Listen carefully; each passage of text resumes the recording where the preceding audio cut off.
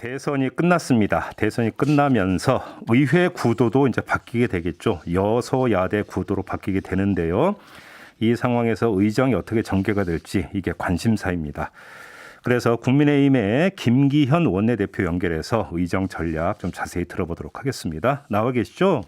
네, 김기현입니다. 반갑습니다. 네, 안녕하세요. 어제 불거진 현안부터 좀 여쭤볼게요. 그 파트너인 윤호중 원내대표가 이제 비상대책위원장을 맡게 돼서 원내대표직을 사퇴한다는 이야기가 있던데 혹시 좀 직접 들으신 얘기 있으셨어요? 제가 직접 듣지는 못했는데 뭐 겸직해서 하실 수는 있겠지만 원내대표 임기가 아마 4월 초중순일 거거든요. 예. 윤호중 원내대표의 경우에도요. 한 달 정도 남은 원내대표 기간이어서 어차피 원내대표는 조만간 바뀌는 상황이기 때문에요. 아마 그런 점들을 고려해서 하지 않을까. 지금 비대위원장은 8월 달까지 전당대회 때까지 한다고 하니까. 예. 알겠습니다. 그쪽 내부의 사정이라 제가 뭐 왈가왈부할 일은 아닙니다만 그런 것들 다 고려하지 않을까 하는 생각이 듭니다. 아무래도 이제 인수위 출범하면 뭐 이것저것 이제 법안 또 이제 발의되는 게 되게 많을 것 같은데 그러면 이제 3, 4월 국회가 되게 중요해지는 거잖아요. 그래서 뭐 좀 질문 드려봤고요. 예, 그렇습니다. 지금 뭐 이제 당장 정부를 출범하게 되니까 정부 조직법이라든지 이런 사항들까지 포함해서 정부 조직이 달라지면 국회도 그에 대응하는 팀이 달라지게 되니까 국회법 상임위도 또 조정을 해야 되는 거죠, 그러면. 그렇습니다. 그래서 그런 문제들 이제 인수위가 꾸려지면은 우리 당 그 의견하고 인수위 의견을 이렇게 잘 조율해서 최종적인 안을 만들어낼 때 그때 어떤 일을 해야 될지 뭐 이런 숙제들이 계속 밀려오지 않을까 싶습니다. 알겠습니다. 이 포괄적인 질문도 좀 드려야 될 것 같은데 이제 여소야대잖아요, 사실상에. 네, 그렇죠. 예. 어떻게 끌어가실 계획이세요, 대표님? 그래서 뭐 당선인께서도 말씀하셨고 저도 똑같은 생각이라서 그렇게 어저께 공개적으로 말씀드렸습니다만은 소수 여당이 가지고 있는 한계는 매우 명확하다. 법안을 뭐 단독으로 처리할 방법도 없고 예산도 마찬가지고요. 모든 현안 뭐 인사청문회라든지 국회의 동의를 필요하는 국무총리, 감사원장 이런 모든 부분들이 앞으로 전개될 상황이기 때문에 그렇죠. 어차피 지금 저희들이 가지고 있는 숙명적 한계다. 이게 협치, 뭐 이게 정치권에서의 통합, 정책을 중심으로 한 정당을 중심으로 아니라 정책을 중심으로 한 통합과 협치 같은 것을 할 수밖에 없다는 생각이고요. 또 다른 측면에서 본다 그러면 국민들께서 정말 요구하는 것은 협치 그리고 뭐 통합 이런 것 아니겠느냐. 지금 민주당 정권 5년 내내 뭐 했던 건 갈라치기, 분열, 뭐 진영 나누기 이런 것에 대해서 식상하셨던 분들이 이번 대선에서 표심으로 우리 윤석열 후보를 당선시켜 주셨다. 저는 그렇게 믿고 있기 때문에 그런 면에서 보더라도 국민의 뜻에 부합하는 길은 협치, 통합이다 이렇게 생각하고 있습니다. 알겠습니다. 관련해서 이제 의정 현안 앞으로 이제 그 주되게 처리해야 되는 현안들이 좀 몇 가지 있는 것 같아서요. 그 관련 질문을 좀 드릴게요. 자, 이제 윤석열 당선인이 대선 과정에서 이제 계속 강조를 했던 게 그 코로나로 인한 소상공인 자영업자들 지원 문제였고요. 취임 즉시 50조를 투입을 해서 이들 실질적으로 손실 보상한다는 이야기를 여러 차례 강조한 바 있지 않습니까? 근데 문제는 재원 문제인데요. 그 조금 전에 저희가 김종인 전 위원장하고 인터뷰했는데 추경 필요성을 그 말씀을 하시던데 이건 어떻게 보세요, 대표님? 사실 지금 뭐 저희들이 당선인 신분에 불과해서 추경을 편성할 수 있는 권한 자체는 저희 당에게는 없거든요. 우리 후보에게도 없고요. 그러니까 지금 현재 대통령은 문재인 대통령이시고 임기 때까지는 그 권한을 갖고 계시기 때문에 서로 뭐 협조를 하고 이렇게 할 수 있는 길이 있는지 여부는 별개로 하고 저희들이 예산을 제출할 수 있는 방법은 없는 거죠.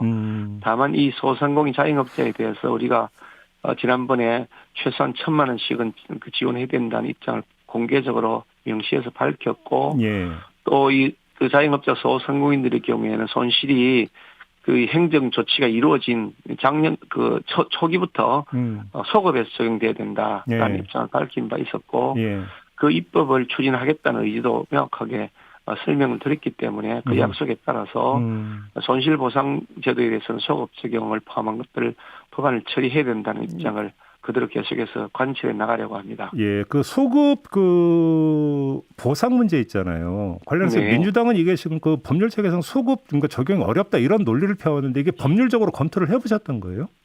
그 부분은 법률 입법 개정이 필요한 사항이고요.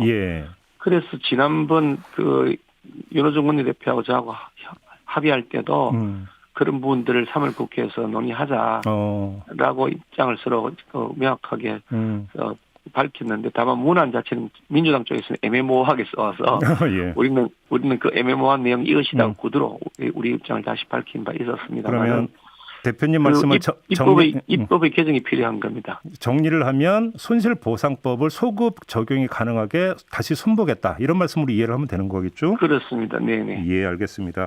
정부 조직법은 어차피 인수위에서 이제 방안이 나와야 그때 이제 처리는 할 수 있습니다만 지금 이제 당장 떠오른 게 여성가족부 문제잖아요. 이 문제는 어떻게 생각을 하세요? 그 여성가족부를 이제 폐지한다는 그 아주 딱 그 하나 문구를 이제 벽에 올리다 보니까 여성 문제에 대해서 그 굉장히 그 윤석열 후보가 무시하는 것 아니냐, 도외시하는 것 아니냐 이런 식의 이제 상대방 공격을 받았고 예. 또 그게 일정 부분 투표에서도 반영된 것 같아 보이긴 하던데요. 네. 실제로 그런 의미는 아니고요.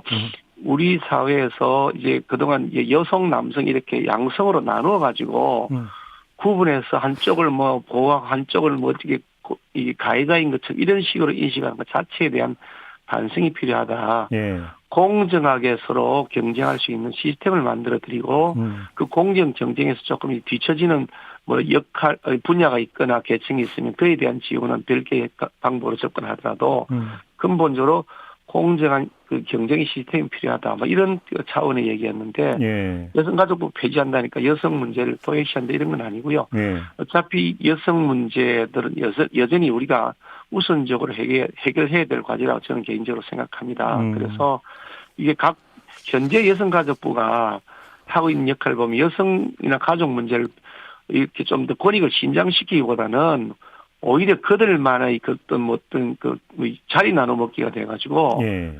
흔히 말하는 과도하게 한쪽으로 편향되어 있는 페미니스트라고 해야 될지 모르겠는데요. 그런 분들의 일종의 출세의 도구처럼 보여졌다. 그리고 실제로 여성가족부 장관이 되고 나면 여성 문제에 대해서 딱 정권의 눈치 보고 입 닫아버리고 네. 특히 이제 박원순 전 시장 같은 경우에 불거졌던 여성에 대한 그 성범죄 문제에 대해서 아예 입 닫아버리는 세상에 그런 여성가족부가 왜 필요하냐라고 하는 반성에서 시작된 것이고요. 예. 어차피 이 문제는 각 부처별로 흩어져 있는 여러 가지 여성 정책들의 부분들을 좀 더 통합적으로 강화해 나가는 그런 그 통합적 시스템이 필요하다라는 차원으로 제가 이해를 하고 있고요. 아마 그런 논의들 인수위원회에서 하게 될 것입니다. 아무래도 이제 아무튼 이 문제도 그러면 인수위원회에서 좀 구체적인 방안이 나오면 그때는 이제 입법 추진을 하더라도 한다 이런 말씀이신 거죠, 정리를 하면. 그러니까 단순하게 여성가족 폐지한다 이런 문제가 아니고요. 네. 그 문제를 다시 다른 방법으로 좀 더 이게 그 여성의 문제에 대해서는 별도로 제대로 된 역할을 할 수 있는 기구를 통해서 하도록 하고. 그 대신에 공정한 경쟁이라는 시스템을 보장한다는 전제하에서 문제를 접근해야 된다. 이런 컨셉트라고 이해하시면 좋을 것 같습니다. 혹시 공수처법도 다시 손질할 계획이세요? 저는 뭐 개인적으로 공수처를 폐지해야 된다는 입장을 확고하게 가지고 있고요. 지금도 마찬가지 생각입니다. 어떤 정권이든지 간에 정권에 충성하는 수사기관을 가지게 되는 것은 그거는 민주주의를 후퇴시키는 것이다. 심지어 훼손시킬 수 있다. 저는 그렇게 판단하고 있고요. 저희 소신은 저희 당이 예전에 여당일 때도 이 현재와는 전혀 다른 매우 마일드한 현재는 거의 아주 라프한 거친 형태의 공수처를 만들어 놨습니다만 그 당시는 비교적 합리적인 수준에서의 공수처를 만들 때도 저는 반대를 했습니다. 결국 그래서 우리가 여당일 때도 공수처와 비슷한 조직이 탄생된 것을 당내에서 제가 반대를 했고 결국 저희들은 그걸 관철시키는 것을 포기했습니다만은 이 정부는 그걸 무지막지하게 군합발로 짓밟고 갔는데요. 그래서 결국 그게 그 패스트트랙이라는 제도를 통해서 지금 많은 사람들이 재판에 넘겨져 있는 이런 터무니없는 사태가 벌어져 있는데 이 공수처라고 하는 것은 어느 정권이 집권을 하든지 간에 정권에 충성하는 수사기관을 만들어 놓으면 지금 문재인 정권에서 벌어졌던 정권 충성하기 그래서 권력자는 덮어주고 권력 없는 사람은 마구잡이로 회집기 이런 형태로 될 것이기 때문에 절대로 있어서는 안 된다는 것이 저희 확고한 소신입니다. 그런데 만약에 그러면 대표님 이제 개인적 소신인 걸 전제로 하고 이해를 하고 질문을 그럼 추가 질문을 하나 드리면 그러면 오히려 거꾸로 이제 그 기존의 특별 감찰관 제도를 더 활성화하는 쪽으로 가야 된다 이렇게 생각하시는 겁니까? 특별감찰관 제도는 문재인 정권이 결국은 임명을 안 했죠. 예. 전임자 임기가 마친다면 지금까지 그만큼 우리가 임명해야 된다 해도 임명한다고 말만 하고 안 했단 말이죠. 예. 그래서 내로남불을 하는 거. 자기들에 대해서는 전부 있는 제도도 없애버리고 임명도 안 해버리고 남에 대해서는 없는 제도를 만들어서 뒷공문에 조사해서 없는 거 뒤집어 씌우려고 그러고 그래서 문제가 된다. 그게 내로남불이라는 것인데 우리는 그걸 반면교사를 삼아야 된다고 생각합니다. 당연히 특별감찰관 제도는 현행법에 따라서 임명을 해야 되는 것이고요. 네. 그런데 이거 공수처제도하고 특별감찰관 제도는 전혀 다른 차원의 얘기입니다. 이 특별감찰관이라고 하는 것은 청와대 내부에서 뭐 7인석 문제에 대한 감시를 사전적으로 하자는 것이고요. 공수처는 그것이 아니라 반정권, 정부에 대해서 반대하는 반대 진영의 사람들의 뒷조사를 하고 권력자들에 대해서는 뭐 청와대 권력이 아니라도 많은 권력자들이 있지 않습니까? 네. 그런 권력자들에 대해서는 사실상 거기서 뭉개버리고 하는 짓을 지금까지 이 공수처가 계속 해왔습니다. 우리 눈으로 봤잖아요. 이래서 제가 안 된다고 얘기했다는 뜻입니다. 근데 이제 그 윤석열 당선인이 어제 기자회견한 걸 보면 부정부패 엄단에 대해서는 내 편 네 편 안 가리고 국민의 그러니까 그 입장에 선다라고 했는데 그러면 고위공직자 범죄수사처니까 이건 오히려 더 필요하다고도 볼 수 있는 거 아닌가요? 고위공직자 범죄수사처가 아니고 고위공직자 범죄은닉처가 되어 있거든요. 알겠습니다.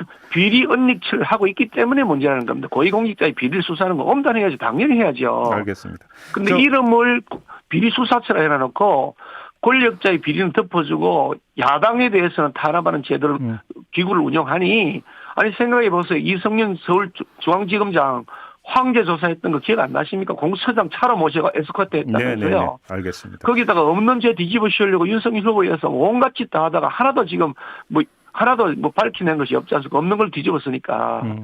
그러니 이게 비리 은닉처다. 권력 옹호처다. 이렇게 얘기하는 거죠. 지금 그 대장동 특검법 있잖아요. 네. 3월 국회에서 처리 가능한 겁니까, 대표님?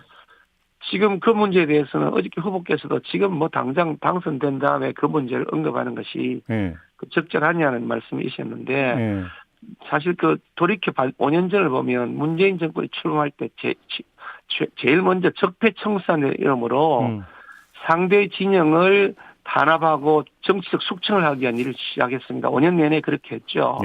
그러면서 진영 나누기, 편 가르기, 갈라치기 해서 국민을 이렇게 분열시켜 놓았는데 정부 출범하자마자 적폐청산 이름으로 정적 숙청하는 일을 했던 그런 모습을 다시 반복해야 되냐는 그런 근본적 고민이 있습니다. 그러니까 현재 수사하고 있는 후보의 대통령 당선인들 말씀도 현재 시스템화에서 돌아가는 것에 대해서 정권이 개입해가지고 어떤 방향성을 설정하게 되면 또다시 그런 그 잘못된 과거를 반복한다라는 인식을 갖고 있다고 저는 이해를 하고 있고요. 제 생각으로는 그 문제는 조금 더 이제 여야 사이에 논의를 필요하지 않을까 하는 생각하는데 근본적으로 비리에 대해서는 당연히 정상적인 시스템에서 수사되고 그에 대한 처벌이 반드시 필요하다라는 인식에는 전혀 변함이 없는데 그 문제는 여당 지금 아직 저희들이 야당입니다만 여야 뭐라 표현해야 될지 모르겠는데 양당 사이에서 조금 논의를 더 해서 정말 국민들께서 비리가 있는지 여부에 대해서 확실하게 알겠습니다. 객관적으로 그리고 공정한 절차에 대해 의해서 수사가 될 수 있도록 납득할 수 있는 절차를 밟는 것이 옳다. 반드시 비리는 밝혀내야 된다라는 입장을 가지고 있습니다. 약간의 기조 변화가 좀 느껴진다라고 이해를 해도 되는 겁니까?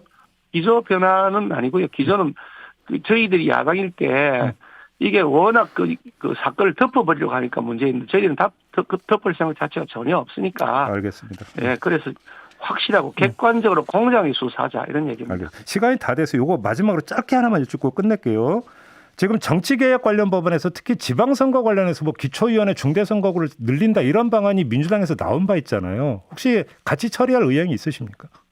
민주당이 나온 거는 그때 자기들 그 안철수 후보를 끌어안고나서 자기들끼리 통합하기 위해서 내놓은 낚시 미끼 아니었나요?